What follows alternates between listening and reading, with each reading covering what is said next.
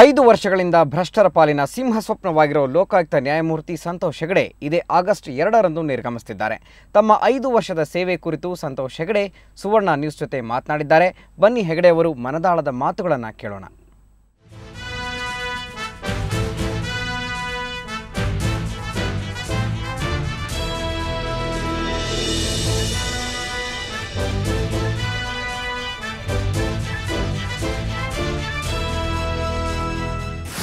ಭ್ರಷ್ಟ ಅಧಿಕಾರಿಗಳು ಹಾಗೂ ಜನಪ್ರತಿನಿಧಿಗಳ ಪಾಲಿಗೆ ಸಿಂಹ ಸ್ವಪ್ನವಾಗಿರೋ ಲೋಕಾಯುಕ್ತ ನ್ಯಾಯಮೂರ್ತಿ ಎನ್ ಸಂತೋಷ್ ಹೆಗಡೆ ಆಗಸ್ಟ್ 2ರಂದು ತಮ್ಮ ಹುದ್ದೆಯಿಂದ ನಿರ್ಗಮಿಸಲಿದ್ದಾರೆ.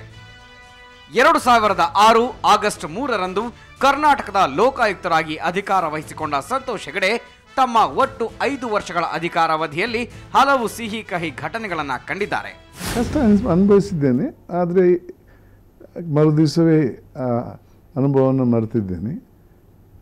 ನನ್ನ ಕುರ್ಚಿಯ ಕರ್ತವ್ಯವೇನು, ನನ್ನ ಅಧಿಕಾರದ ವ್ಯಾಪ್ತಿಯೇನು ಅದನ್ನು ನೋಡಿಕೊಂಡು ನಾನು ಕೆಲಸ ಮಾಡ್ತಾಯಿದ್ದೇನೆ. ಅದರಲ್ಲಿ ಕಷ್ಟ ಅನುಭವಿಸೋಕ್ಕೂ ಸಂದರ್ಭಗಳಿವೆ, ತೃಪ್ತಿ ಅನುಭವಿಸೋಕ್ಕೂ ಸಂದರ್ಭಗಳಿವೆ. ಎರಡನ್ನೂ ಅನುಭವಿಸಿದ್ದೇನೆ. ಸುವರ್ಣ ನ್ಯೂಸ್ ಜೊತೆ ತಮ್ಮ ಮನದಾಳದ ಮಾತುಗಳನ್ನು ಹಂಚಿಕೊಂಡ ಹೆಗಡೆ, ಕರ್ನಾಟಕದಲ್ಲಿ ಅಧಿಕಾರಕ್ಕೆ ಬಂದಿರುವ ಪ್ರತಿ ಸರ್ಕಾರಗಳು ಹಿಂದಿನ ಸರ್ಕಾರಕ್ಕಿಂತ ಹೆಚ್ಚು ಭ್ರಷ್ಟ ಸರ್ಕಾರಗಳಾಗಿವೆ. ಲೋಕಾಯುಕ್ತವನ್ನ ಬಲಪಡಿಸಲು ಯಾವ ಸರ್ಕಾರಗಳಿಂದಲೂ ಸಾಧ್ಯವಾಗಲಿಲ್ಲ ಅಂತ ಹೇಳಿದ್ರು. ಹಿಂದಿನವರು ಯಾಕೆ ಮಾಡಿದ್ರಣ? ಆ ಒಂದು ಸಿಸ್ಟಮನ್ನು ಬಳಸ್ಕೊಂಡು ಪರ್ಸೆಂಟೇಜ್ ಜಾಸ್ತಿ ಮಾಡ್ಕೊಂಡು ಹೋಗ್ತಾರೆ. ನಿತಿನ್ ಗಡ್ಕರಿಯವರು ಬಂದಿದ್ದರು ಮನೆಗೆ, ಮುಖ್ಯಮಂತ್ರಿಗಳು ಬಂದಿದ್ದರು. ಇಬ್ಬರೂ ಕೂಡ ನನಗೆ ಭರವಸೆ ಕೊಟ್ಟರು, ನಾನು ಕೇಳಿದಂಥ ಎಲ್ಲ ಅಧಿಕಾರವನ್ನು ಕೊಡ್ತೇವೆ ಅಂತ. ಕೊನೆಗೆ ನನಗೆ ಸಿಕ್ಕಿದ್ದು ಕೇಳಿದಂಥ ಕೆಲವು ಅಧಿಕಾರಗಳಲ್ಲಿ ಒಂದು ಅಧಿಕಾರದ ಅರ್ಧ ಮಾತ್ರ.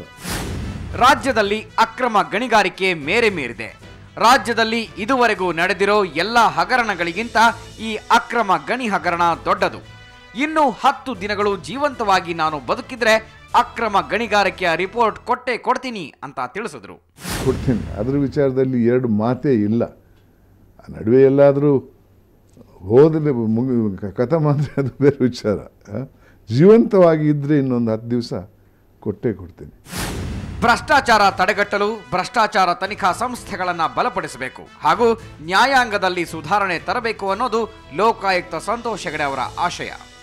ಬ್ಯೂರೋ ರಿಪೋರ್ಟ್, ಸುವರ್ಣ ನ್ಯೂಸ್ 24/7.